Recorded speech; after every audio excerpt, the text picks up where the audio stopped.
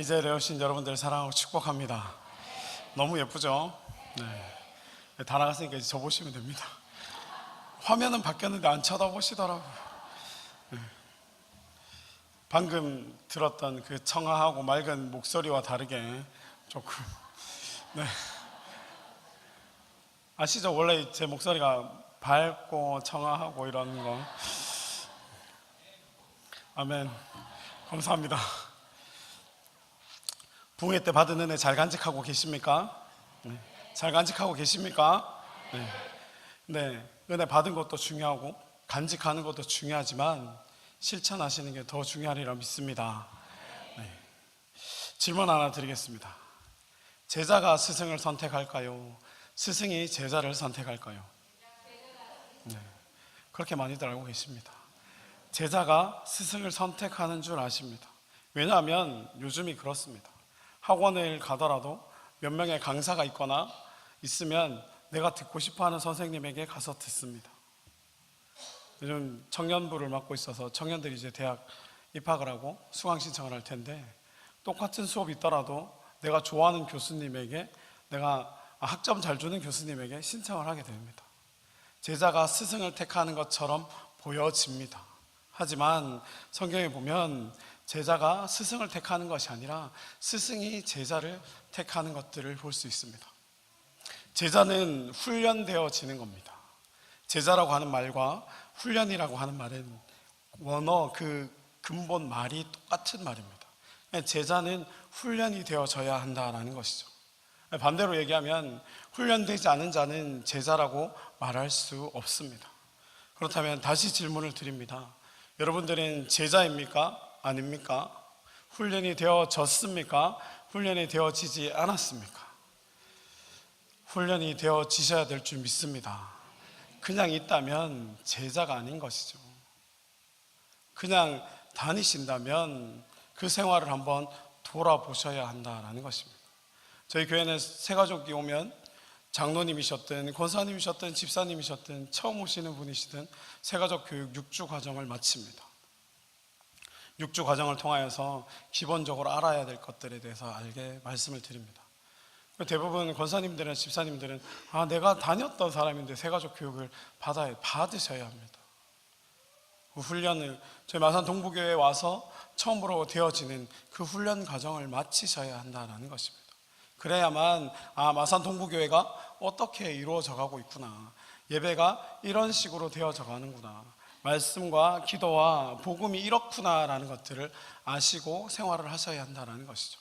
그리고 나서 세례를 받으시고 성서대학이나 이렇게 여러 훈련 과정들을 마치셔야만 진정한 제자가 되어진다는 것입니다. 꼭 하셔야 합니까? 꼭 하셔야 합니다.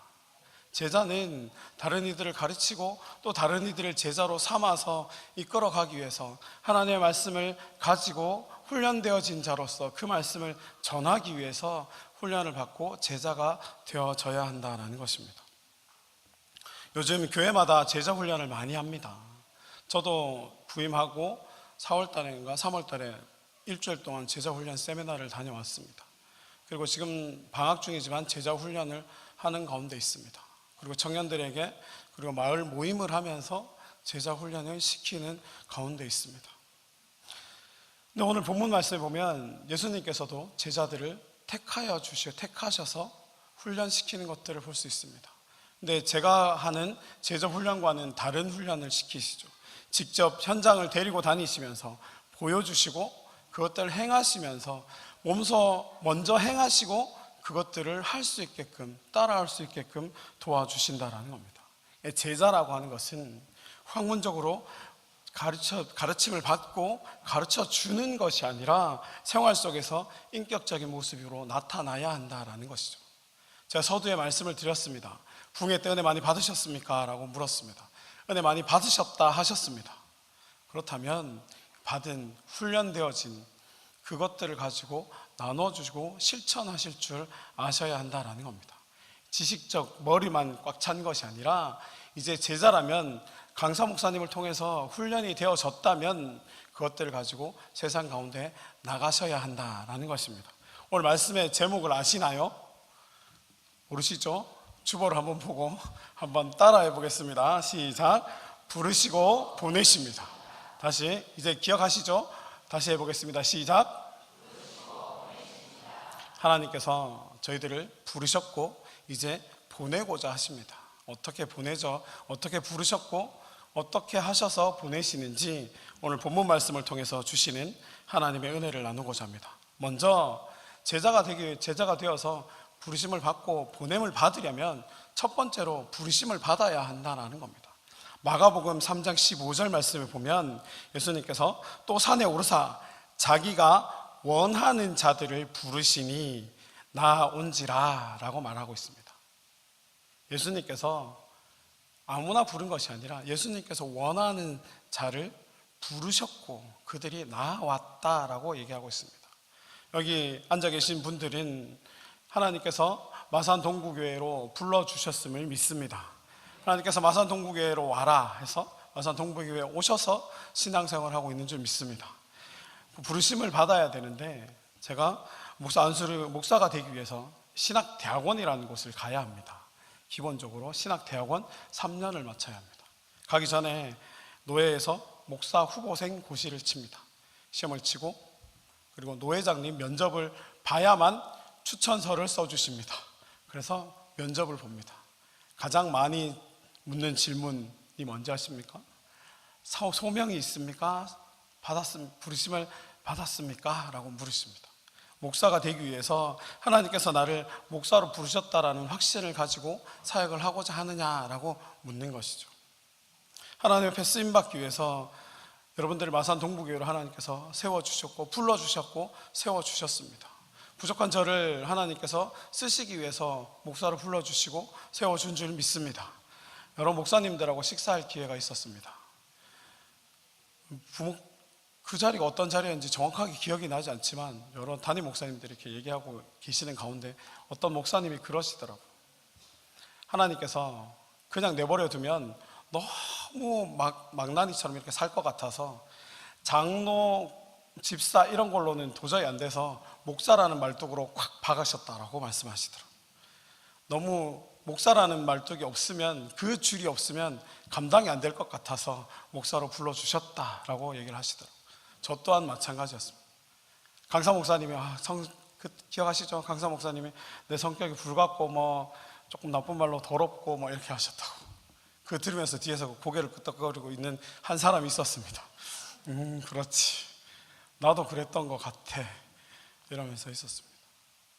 하나님께서 부르신 이유가 있을 겁니다. 하나님께서 원하는 자, 마음에 드는 자를 택하여서 불러주셨다 하셨습니다. 여러분들은 내가 무슨 아니라 하나님께서 여러분들을 원하셔서 택하셔서 이 자리에 우리 교회에 세워주신 줄 믿습니다. 사도 바울이 그랬고 많은 믿음의 선배들이 그런 모습이 있었습니다. 다른 곳으로 도망가려던 요나는 결국엔 붙들린 바 되어서 하나님께서 세워주신 그 자리에서 하나님의 말씀을 전하게 되었습니다. 여러분들이 어떤 회사에 취직한다라고 생각을 해봅시다. 그러면 누구 마음에 들어야 할까요? 사장의 마음에 들어야 합니다. 직원 선배의 마음에 드는 것이 아니라 쓰고자 하는 사람의 마음에 들어야 합니다.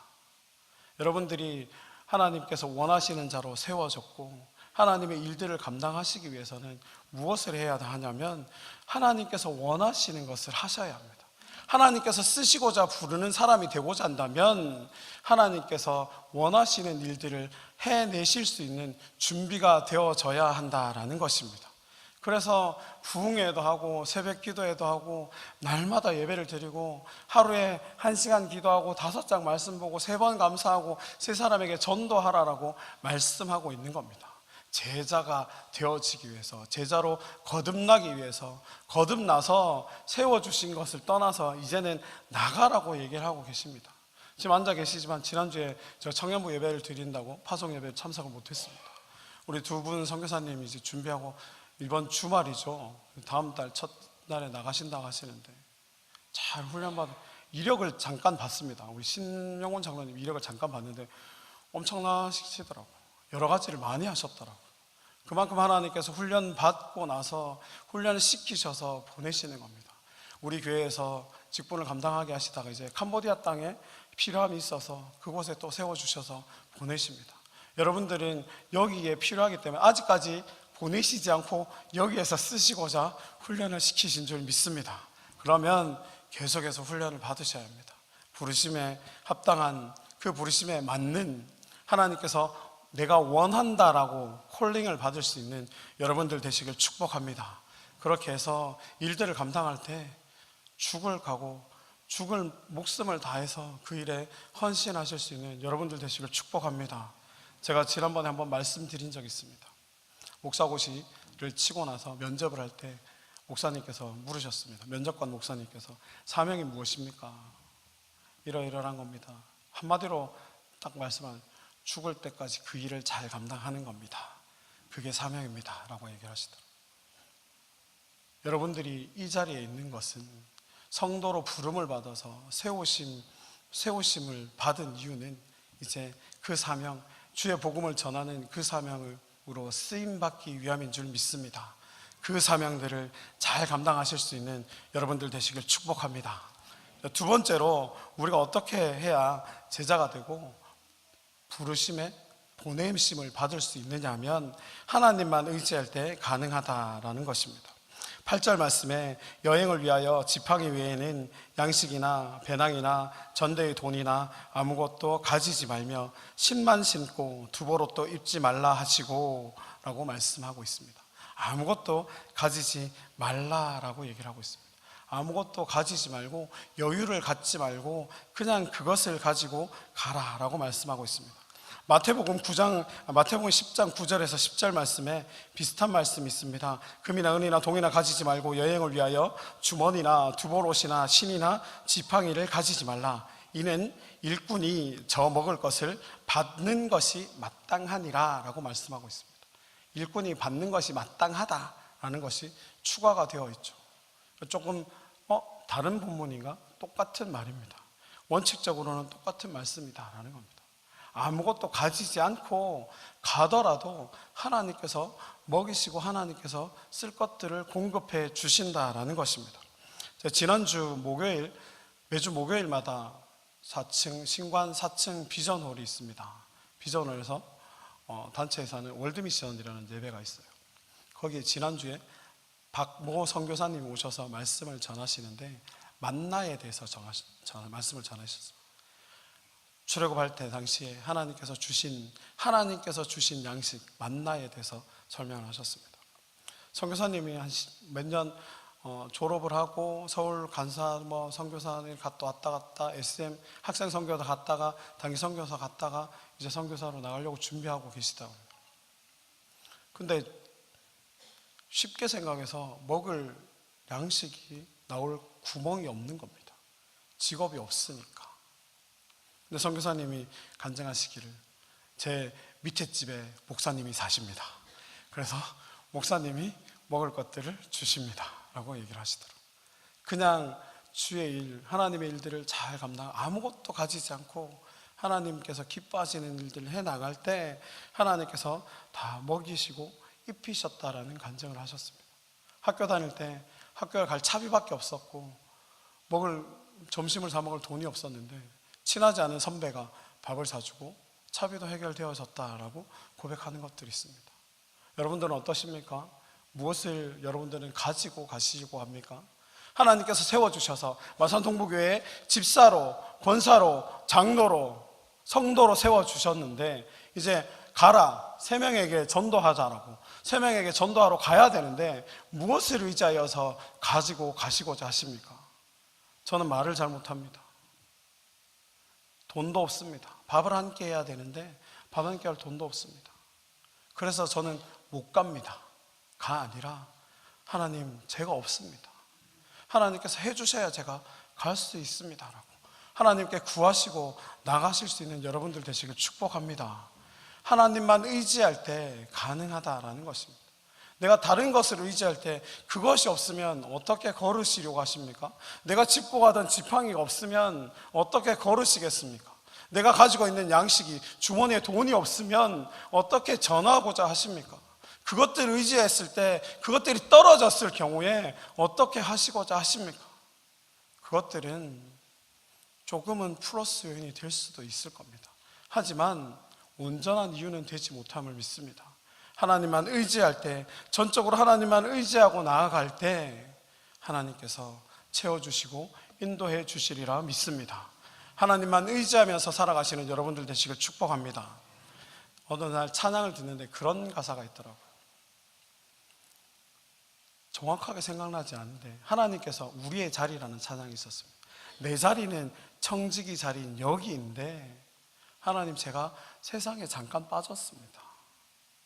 세상에 잠깐 빠져서 그 청지기의 자리를 잊었습니다. 이제 돌이켜서 그 자리에서 헌신할 수 있게 해달라는 그런 내용이었던 것 같습니다. 여러분들의 정신이, 여러분들은 무엇을 의지하고 나아가려고 하십니까? 직장입니까? 돈입니까? 명예이십니까? 다 접어놓고 하나님만 의지하고 나아가실 수 있는 여러분들 되시길 소망합니다. 그렇게 할 때, 지난주에 달려있던 현수막 기억하시죠?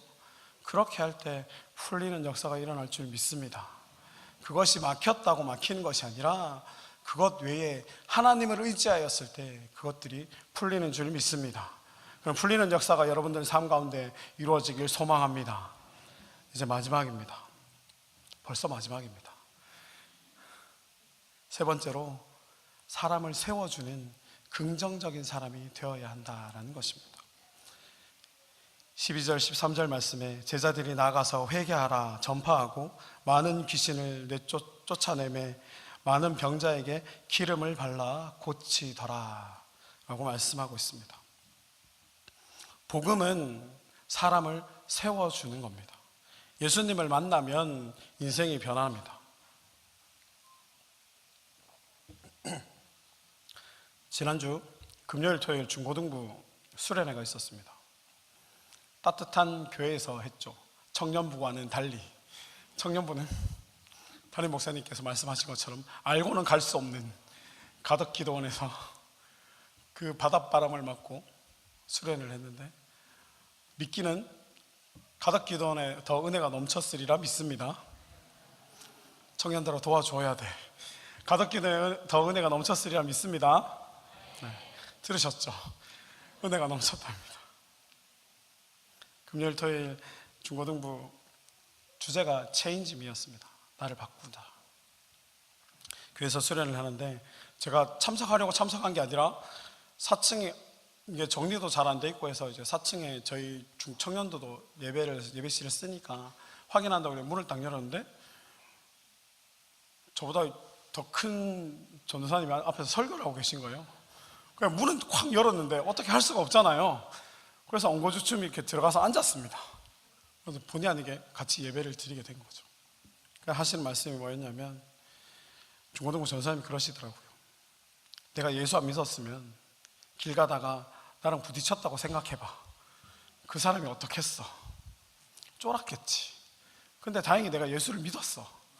그래서 나랑 부딪혀도 그냥 웃어. 괜찮습니다 하고 가. 그 얘기를 하더라고요. 그렇습니다.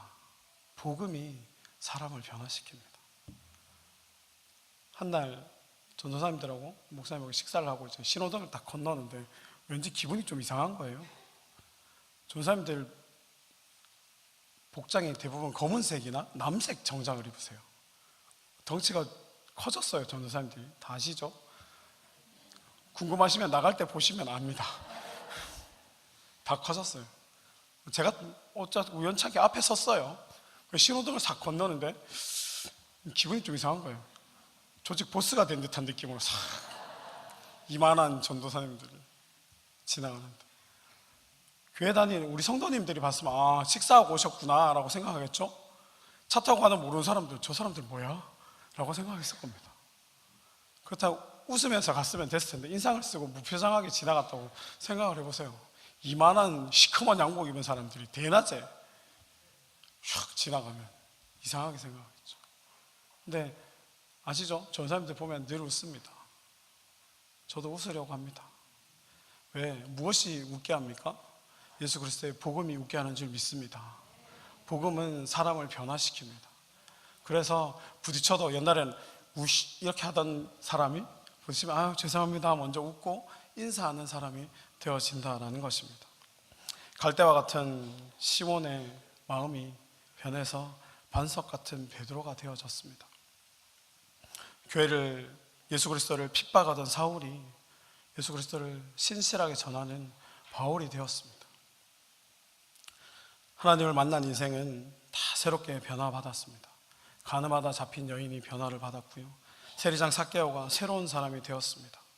복음을 듣고 부르심을 받은 사람은 이제 나만 변화되는 것이 아니라 나를 통하여서 누군가를 변화시켜 줘야 한다는 겁니다. 놀라는 거죠. 아직도 저는 군대에 있는 동기들이 전화 오면 술 한잔 하자고 합니다. 나 목사야, 거짓말하지 마. 그래서 동기를 만나러 갈 때 내가 목사라는 걸 증명을 해야 되잖아요. 목사 안수 증명서를 가져갈 수는 없고, 그래서 교회차를 타고 갑니다. 가면 제가 진짜 목사구나 라고 얘기를 하는 거죠. 복음이 변화시키는 겁니다. 강팍했던 그 마음을 갈아엎어서, 묵은 땅을 갈아엎어서 좋은 땅으로 30배, 60배, 100배의 열매를 맺는 그런 사람으로 변화를 시켜준다라는 것입니다. 하나님께서 여러분들을 부르시고 보내고자 하십니다. 그러기 위해서는 여러분들이 복음으로 변화되어져서 사람을 세워주고 긍정적인 역할을 할 수 있는 그런 분들이 되어야 될 줄 믿습니다. 이제 말씀을 마무리하고자 합니다. 사랑하는 성도 여러분, 전도는요, 지난주에 파송받은 두 분만 전도하는 게 아닙니다. 지난주에 파송받은 그 두 분만 가서 선교를 하는 것이 아닙니다. 세 번째 기억하시죠? 세 번째 하시면서 계속해서 찔림을 받으셔야 됩니다. 1시간 기도하는 것부터 말씀 5장 읽는 것 3번 감사는 할 수 있어요. 새끼 밥을 먹으면 감사하거든요. 하나님 감사합니다. 오늘 아침을 주셔서, 점심을 주셔서, 저녁을 주셔서, 기본적으로 3번 이상은 하잖아요. 감사는 할 수 있습니다. 세 사람에게 전도하자. 여러분들을 세우셨고 이제 보내시는 겁니다. 보내실 때 그 세 사람에 대한 거룩한 부담감을 가지시고 전하실 수 있길 소망합니다. 주님의 마지막 부탁입니다. 마태복음 28장 18절에서 20절까지 말씀을 보면 예수께서 나와 말씀하여 이르시되 하늘과 땅의 모든 권세를 내게 주셨으니 그러므로 너희는 가서 모든 민족을 제자로 삼아 아버지와 아들과 성령의 이름으로 세례를 베풀고 내가 너희에게 분부한 모든 것을 가르쳐 지키게 하라. 볼지어다 내가 세상 끝날까지 너희와 항상 함께 있으리라 하시니라. 사도행전 1장 8절 말씀에 오직 성령이 너희에게 임하시면 너희가 권능을 받고 예루살렘과 온 유대와 사마리아와 땅끝까지 이르러 내 증인이 되리라 라고 말씀하셨습니다. 부르심을 받은 자는 사명을 가지고 죽을 때까지 그 사명을 가지고 하나님만을 의지하면서 사람을 세워주는 긍정적인 사람이 되어야 될 줄 믿습니다. 여기 계신 모든 성도님들, 우리 마산 동국의 모든 성도님들은 하나님께서 부르시고 이제 보내고자 하십니다. 보내실 때 기쁨으로 부르심을 받으시고 나갈 때 기쁨과 감사함으로 보내심을 받아서 하나님께 귀한 열매를 드리는, 우리가 하나님의 귀한 열매를 맺는 그런 하나님의 기쁨이 되는 여러분들 되시길 축복합니다. 기도하겠습니다. 하나님 아버지 감사합니다. 하나님께서 저희들을 사랑하여 주셔서 예수 그리스도의 보혈의 피로 덮어주시고 구원하여 주셔서 또 저희를 불러주시고 이곳에 세워주신 줄 믿습니다. 이제 하나님의 부르심에 보냄을 받고자 합니다. 하나님 기쁨과 감사함으로 보냄을 받을 수 있게 도와주옵소서. 그래서 하나님의 제자들을 많이 생겨나는 곳에 하나님의 제자들을 많이 만드는 제자가 될 수 있게 도와주옵소서. 열심히 훈련받게 하시고 하나님 영광에 일하는 저희들 에게 축복하여 주옵소서. 감사드리며 우리 구주 예수 그리스도의 이름으로 기도드리옵나이다. 아멘.